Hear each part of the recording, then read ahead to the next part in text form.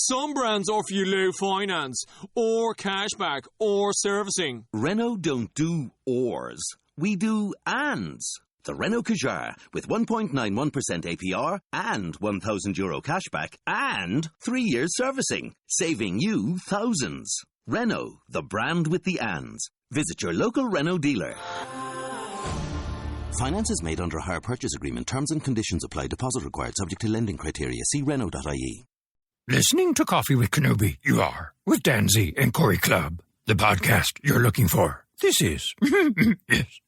For an entire generation, people have experienced Star Wars the only way it's been possible, on the TV screen. But if you've only seen it this way, you haven't seen it at all. This is the podcast you're looking for.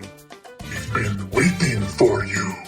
The horse is strong here, even stronger than the coffee. Welcome to Coffee with Kenobi. Here are your hosts, Dan Z and Corey Clubb. Hi, this is Christie Golden, author of Star Wars Dark Disciple, and you're listening to Coffee with Kenobi with Dan Z and Corey Clubb. This is the podcast you're looking for. We are happy to welcome Christie Golden, author of the new novel Dark Disciple. This amazing new novel looks at fan favorite Asajj Ventress in great detail and reveals much about her character during the Clone Wars. Ventress and Jedi Master Quinlan Voss, at the behest of the Jedi Council, team up to assassinate Count Dooku, and their journey opens up some amazing questions and will have you looking at the Clone Wars in a whole new way. Welcome, Christie. Thank you. Well, thank you. Thank you for joining us. And at the top of the show, we should tell everyone this conversation is going to delve into some spoiler territory. We are pride ourselves on not being a spoiler podcast, but some of the things as people discover and break down this novel, it just begs to enrich your conversation with the analysis. And we have this amazing opportunity to speak with you. And you're certainly no stranger to not only writing, you've got quite the library for yourself, but this isn't your first foray into Star Wars either. No, I got to do the 9-book series, Fate of the Jedi, and collaborate with Aaron Alston, who is still very, very deeply missed, and Troy Denning, and that was quite the experience for your first adventure in writing Star Wars novels. Yes, so you've gotten to tackle all of the major characters, basically. Yeah, it was pretty amazing. So let's look at Dark Disciple. How did the opportunity to write Dark Disciple come about? Well, I was approached by Shelley Shapiro, and obviously whom I worked with very closely on the Fate of the Jedi series.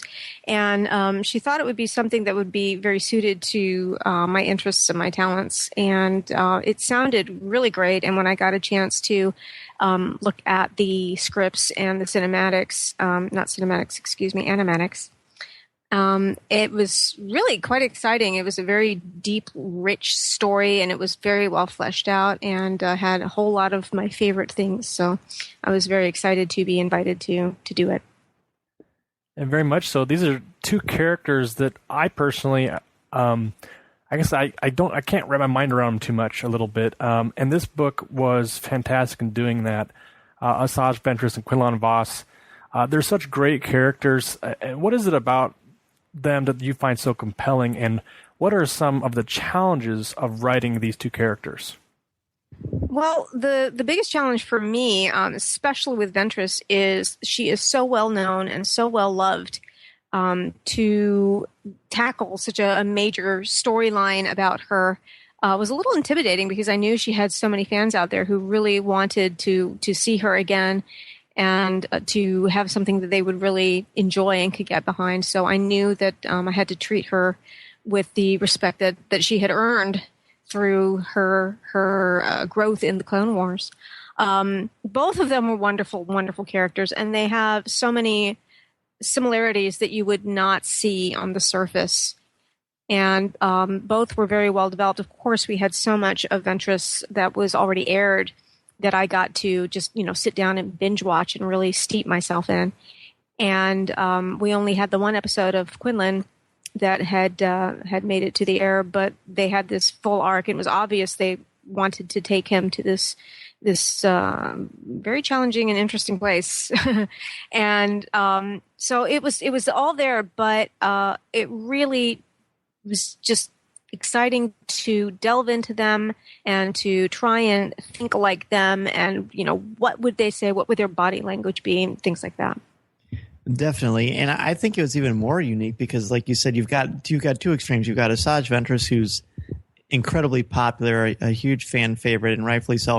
I think Quinlan Vos, for people who aren't really as steeped in the Legends line, like you said, he was in The Hunt for Zero, the one episode.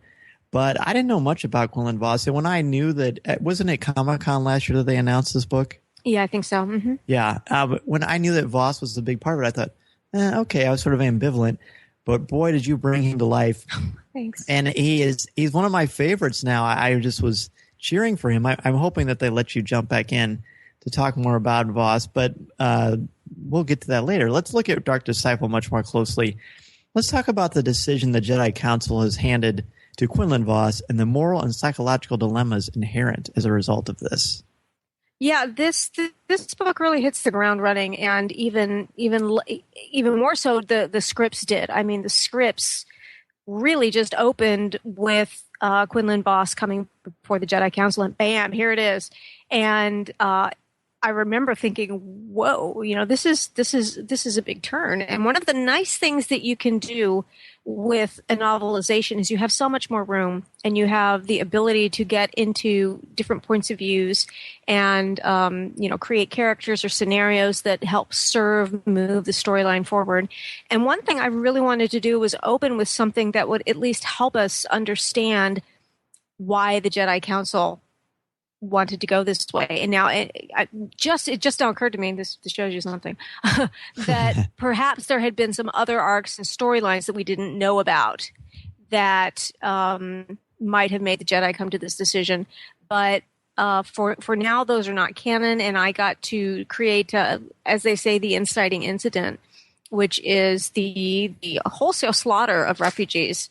And really just kind of show Dooku as being completely irredeemable, remorseless, cruel, and hopefully with that sequence really made the reader feel that their decision, here we are, this is it. This is the straw that broke the camel's back. We cannot say that we are trying to do something good in this galaxy and let this man continue to do this.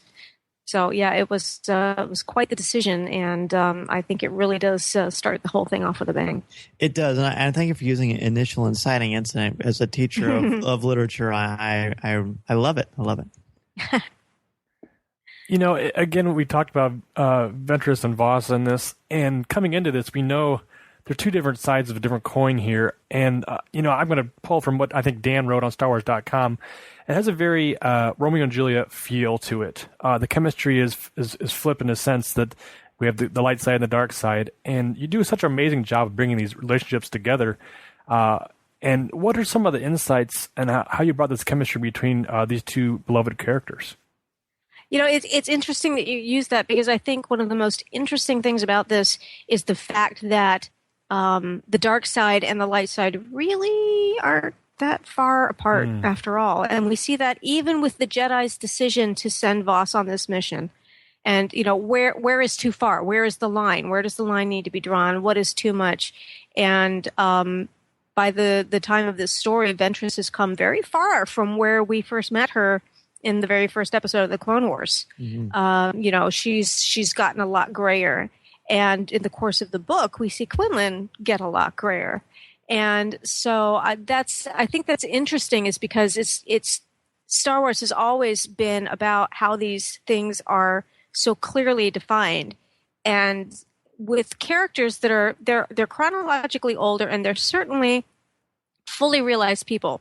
They come to this relationship as adults with histories, not needing anyone to complete them. They are fully formed, and they meet as two equals. And I think that's one of the most interesting things about them. And they bring their experiences and share them with one another, so that by the time things come to a head as it is, the waters are a little bit murkier about that.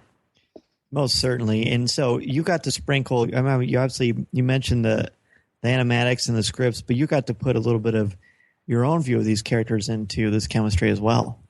I do, and that's one of the lovely things about being doing the novelizations. You do have the space to do that, and one of the biggest changes that we made, and it wasn't even a change, it was just a fleshing out, was we had to show them getting to know each other. These are not people who are like, hi, how are you? Pretty cool. I like you. You know, I mean, they are very guarded. They are guarded people. They do not trust easily.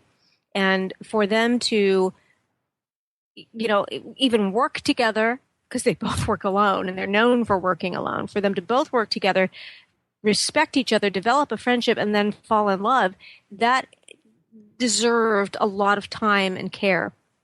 And I think that was one of my favorite things about that, was that setup, to really get to know them and to kind of get into them and watch them start to drop their guard a little bit and connect a little bit more. It's very true. And, you know, personally, I love when they bring these books out and show the covers and everything. The cover itself is very dark. The characters are in shadow. It's a red background, very vibrant colors, very jumping off the page. And looking at this too, and reading the book itself, the characters are very adult in these moments. Like you said, they're very through their ages. They're aged up, and they've been through thick and thin. So, I mean, coming from a standpoint, I'm curious to know, how did you balance the adult themes with the playfulness that Clone Wars has, and then some of these younger fans might get enjoyment out of this book? Well, it's not just the two of them. We have Kenobi, you know, who is, to me, you know, the heart of what it means to be a Jedi. And we have Anakin, who is not gone to the darkness yet, and he's still very playful, and he gets, you know, some of the best quips. He does. And yeah, he was fun. He was really fun to write for. And so we have other characters. I introduced a character named Desh, who is kind of a foil to Voss. Yes. And also, Voss is, what I really, really liked about him is that this playful, I know that a lot of people were like, oh no, they've turned my brooding Voss into a surfer dude. I've heard that lament online. And, you know, I don't know that those things are too contradictory. He is somebody who's very alive, who's very in the moment, who loves his abilities, enjoys them. And, you know, that doesn't make him, you know, lightweight. It just means that he has an appreciation and kind of this devil-may-care liking to have fun and appreciating the fact that he can have fun. And I think he brings that a little bit to Ventress.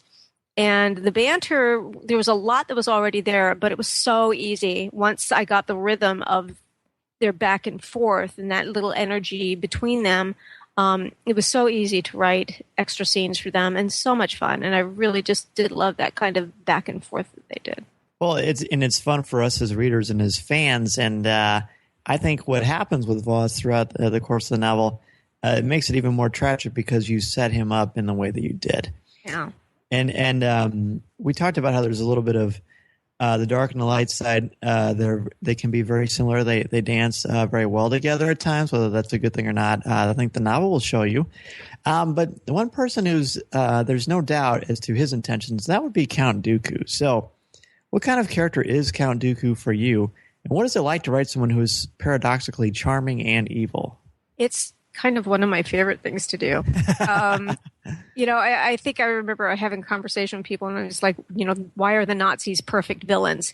And it's because they are intelligent and they're charming and they're cultured and they're evil. You know, it's perfect. It's wonderful to watch and to see it, you know, as Christopher Lee. And, you know, it was so sad to have lost him, yes. You know, right after I had this, you know, sitting with this great character that he created.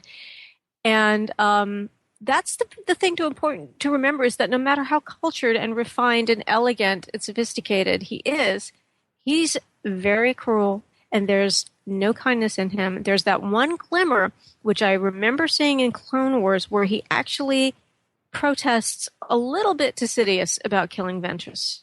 He doesn't really want to. And there's that little glimmer, but you know what? It goes really fast. It was there, you know, but it went, and he didn't look back. And there's one scene, I know you guys don't want to get too spoilerific, but there is one scene where he really just twists the knife and instigates something that is really terribly, terribly cruel.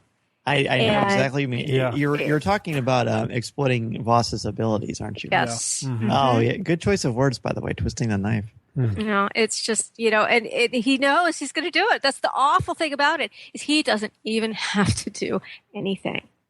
He knows that. He's just like, I'm not going to force you, but you're going to do it. Yep. And that's just, to me. And I remember writing that, and I was just kind of like, whoa. And I got on Facebook and I said, you know what? Count Dooku is really one evil, cruel person. So I was like, geez, and it's there. This isn't something that I created for the character. That's always been there, that ability. And again, a book has the opportunity to really kind of delve into that and bring that out. That may have been, there's a lot of moments that will take your breath away in this novel. But that one right there, I actually gasped out loud, and I don't do that very often when I'm reading. So kudos to you. Yeah. Yeah, I agree, Dan. It was a great scene. You do such a good job with some of these dark themes are so difficult to write, to put on the page, like you mentioned. And this book, especially, it deals with a lot of darkness. So this de-evolution with Voss, we see, like you mentioned, we start to see the return of the Night Sisters and the trials that Voss goes through with the creature. And what kind of went into that development of some of these powerful scenes? And did you have to, as a writer, maybe kind of break that down? Did you have to kind of pull open some of your darker moments and write these to get kind of the head knowledge? I have two themes that I think I will be writing about and trying to figure out till the day I die. And one of them is the triumph of the human spirit, and how it is that some people keep getting back up and they don't give in, and they keep themselves whole, and they keep that fight going.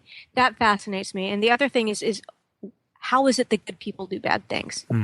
How do we go down that slope? What is it? Is it this step? Is it this step? Is it, it's fascinating to me. And this was, of course, handed to me on a beautiful silver platter with an S and a W on it. And so I really, really did enjoy that. And to try to just these little things, and, how Ventress was trying to push him, but only so far. You need to go this far and no farther, but you do have to go this far. And that scene is actually one of my favorites. It's a bit more elaborate than it was in the scripts. And I actually consulted a friend of mine who's a marine biologist, and he helped me create the creature so that it would be plausible, a believable Star Wars creature that had, and so it would have some resonance and some, grounded in reality, and yet be this terrifying, frightening thing. So I had a lot of fun creating that. And that pushing, I've got it. I've done the thing. I've done everything that you guys do as Night Sisters. I've completed that ritual, and yet I have to go further. I have to go further. And why? And her reasoning for that, to me, was one of the saddest things. It truly is. And why you have to go that far. Yeah, and I like that you mentioned you created this creature, and in reading that scene too, I couldn't help but think of his own dream sequence of on Dagobah and fighting in the tree in the hollow there. I was like, oh, this is perfect. She's done this so great. So again, kudos to you. Wonderful job. Well, thank you. Well, a lot of and it's if I've done my job right, the dancing between what was in the script and what I brought to it should be undetectable. So there's a lot there. I certainly had some great stuff to start with, but I flatter myself that it really did inspire me to bring forth some pretty cool things as well. So it was a really good collaboration, I think, with the great material and then the chance to expand on it. Well, maybe it's not a stretch to say that the Force was strong with you, because I certainly think that came to fruition, and there's no question about it. In fact, at a brief side note, as I was reading especially the characters from the Clone Wars that we already know, like Anakin and Obi-Wan particularly, I could hear Matt Lantern and James Earl Taylor's voice. So you did a wonderful job. The power of Ventress, Voss, and Dooku with their first face-off and basically the climax of the novel. Actually, there are a few moments which I think you could say are the climax of the novel. But I know how I felt when I was reading this scene. How heartbreaking and painful is it for you as a writer when you're creating these kind of moments?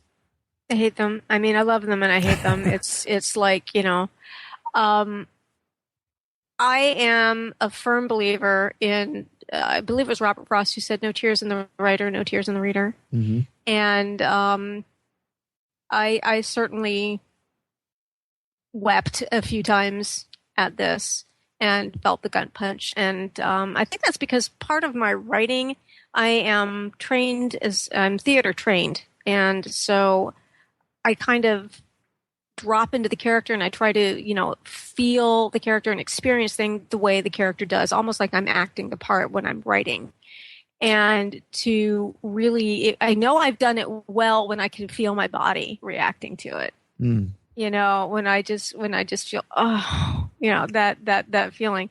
And so there were a lot of great moments, and I could feel some of these things just reading the scripts. So, I mean, a lot of it was there, but to craft it and hone it and put it out there to make it so like, hello, reader, there's your heart, here's my hand, and to do something like that, if I can make the reader just kind of just go, oh wow, then I'm doing my job right. But it is hard, and there were a couple of moments where I even was like, well, this ending, is there any way that, this ending, and no, okay, had to ask. Yeah. Right. Had to ask. So yeah, I really did get very, very fond of them. They are good traveling companions. They're not necessarily, Ventress may not be the nicest person, but she's a great person to hang out with, to watch in a show, and hopefully to read in the book. She certainly is in Corey's comparison to Shakespeare at the beginning. The way you described what you just described, and now that I know about your training in theater, this would actually be, and I'm serious, Corey, I'm sure you agree, this would be an amazing Broadway show. Yeah, I think so. Yeah, really, it would. Well, when you mentioned your theater background of your writing techniques and such, and then you say that it is so, to me as a reader and a writer myself, I find that such a parallel to your writing too in this book. It's just, now you mentioned that, I was like, oh, that's perfect, exactly what I was seeing in this writing. So you've done a great job again with that, so thank you very much. Thank you. So again, we talked about Voss, and he's kind of a mysterious character coming into this. How much of his turn, I guess, was pre-existing maybe to the Clone Wars script? And what aspects did you kind of flesh out more fully? It was integral, and it was definitely there. And as I said, if it ain't broke, don't fix it. There was a lot that was just very, very solid here to build off of. What I wanted to do was to really get inside his skin and to make the reader feel the repercussions of these choices and how he went deeper. I mean, to really feel how much he cared about Ventress and feel how bad it was to harm this innocent creature, and yet feel the power and how that feels too. So it was pretty much solid, but I think the experience of it was more that I brought to it, and also a little bit more. We took it a little more slowly. I think largely the trials were pretty much contained in one episode, and we all felt that the pace could really benefit from just appreciating the gravitas and the power of this journey, and lingering a little bit more, and maybe having another step or two here and there. And so again, this media does lend itself to taking a little bit more time and going a bit more deep. Yeah, you have the power and the ability to make characterization come to life. And when you're reading this book, at the end, everyone knows at the end of any book, any adventure book, any science fiction, any science fantasy, especially Star Wars, the ending is going to be big and loud and exciting. But what's amazing about not only what you do with the chemistry of these two characters, you manage to make the relationship far from trite and very real and very palpable. But the ending of the book itself was just cinematic and breathtaking at every turn. What do we learn as readers about Voss, Ventress, and the Jedi way of thinking by the end of the novel? I think one of the things that was remarkable, I really enjoyed writing Kenobi much more than I expected. I liked the character, but I thought, wow, I'm really going to have a great time with these two characters. And then I'll have Kenobi come to, kind of show the Jedi view on things and, kind of meanwhile back at the ranch, And that wasn't really what happened at all. I really, really got to connect with him. And part of the fun in this book was watching him, who he was not privy to what was going on, but he was getting bits and pieces, and he didn't like this idea from the beginning, and that kind of sinking feeling, and here we go. And so it was really great to kind of settle in with him and experience, how awful it is to know that there's something going on, but not know what. Right. And yes. That's kind of where he was. He's like knowing there's something going on. Voss, something's off. I don't know what's going on. And then by the end of it, I won't go so far as to say roles got reversed, but I will tell you that by the end of it, people are not necessarily who they were at the outset, and they have been changed. And the lessons can come from very different and unexpected places. That's well said. Very well said. You should be a writer. Oh, hey. There you go. Christie, you have such a catalog of books out available for readers to take hold of and enjoy. So I'm curious to know, too, what is your next project you're working on? Can you speak of it and tell us more about that? Well, I hope to be able to speak of it soon, but right now I'm not at liberty to say anything about anything. So, but people can still follow me on Twitter. I try to stay pretty active, and I like to keep it simple. It's at Christie Golden. On Facebook, I have a fan page, and I have a just kind of come hang out with me page. Both are Christie Golden, and to shake it up and make it really wow and different, I have WordPress, and it's Christie Golden WordPress. Hey. And a website, ChristieGolden.com. That's branding for you right there. That's right. Yeah. We will put links Trademark. to all of that in our show notes for sure. Awesome. In fact, I'm liking the page as we speak. So now what we have, Christie, it's been such a delight to speak with you. And one of the things that we like so much about our show is that we get to talk to so many different Star Wars celebrities and authors, and often they're the same thing, and you certainly are a big reason for why people like Star Wars so much. So we would love to ask you our 5 questions that we ask each of our guests at Coffee with Kenobi, very much in the style of Inside the Actors Studio with James Lipton, where we try to find commonality between what makes us tick as Star Wars fans. So we'll go ahead and jump right into the first question for you. What is your favorite Star Wars movie? Empire Strikes Back. Okay, your favorite Star Wars character? Luke Skywalker. Wow. Cool. Very cool. How about your favorite line of dialogue or film moment?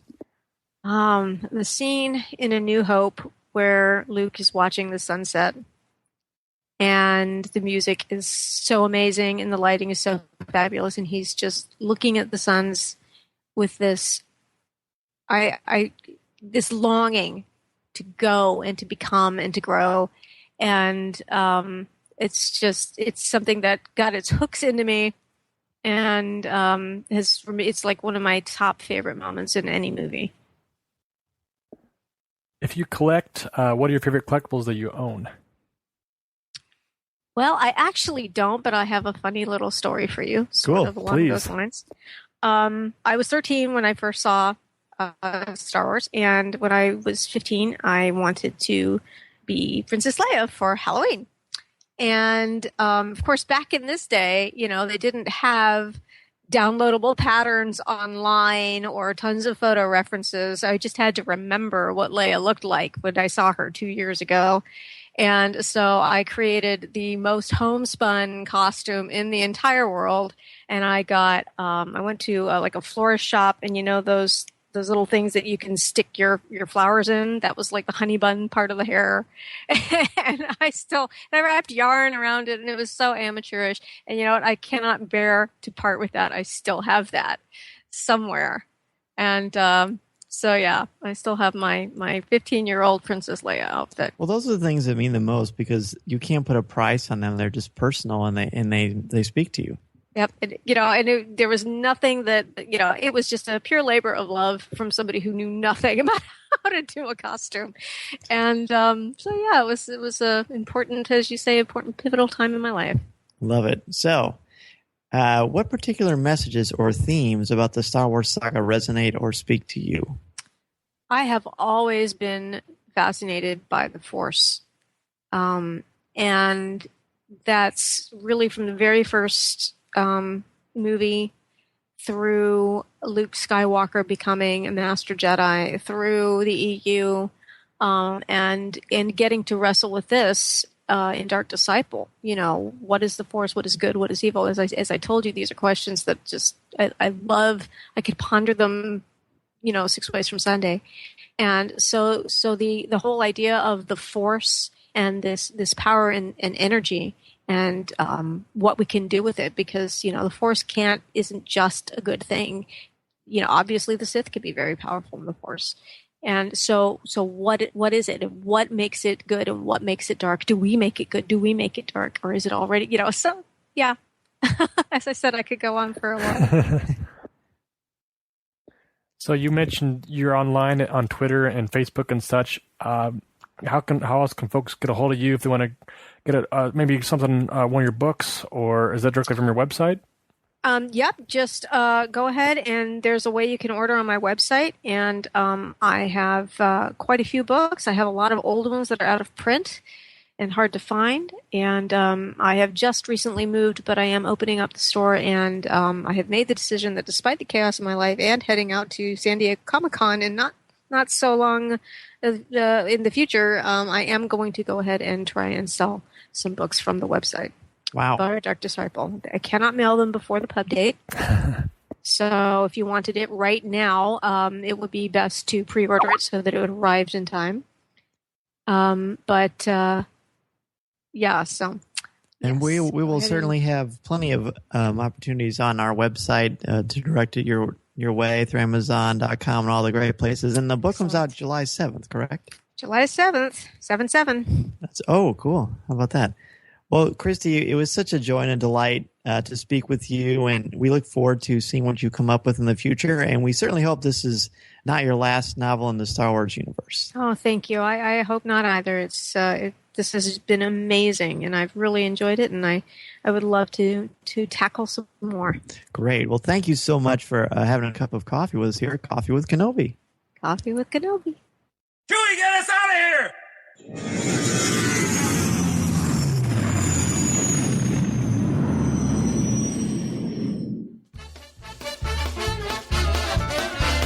If you would like to respond to our question of the show, have a comment, or just want to say hello, send us an email or MP3 at feedback@coffeewithkenobi.com.